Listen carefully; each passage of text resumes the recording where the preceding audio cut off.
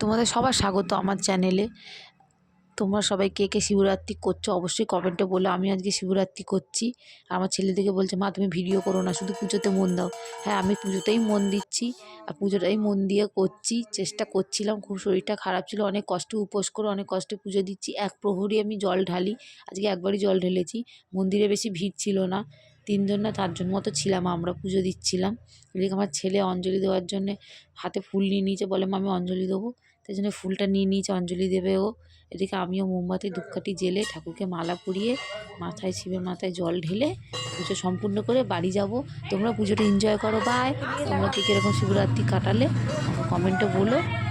By, শুভরাত্রি।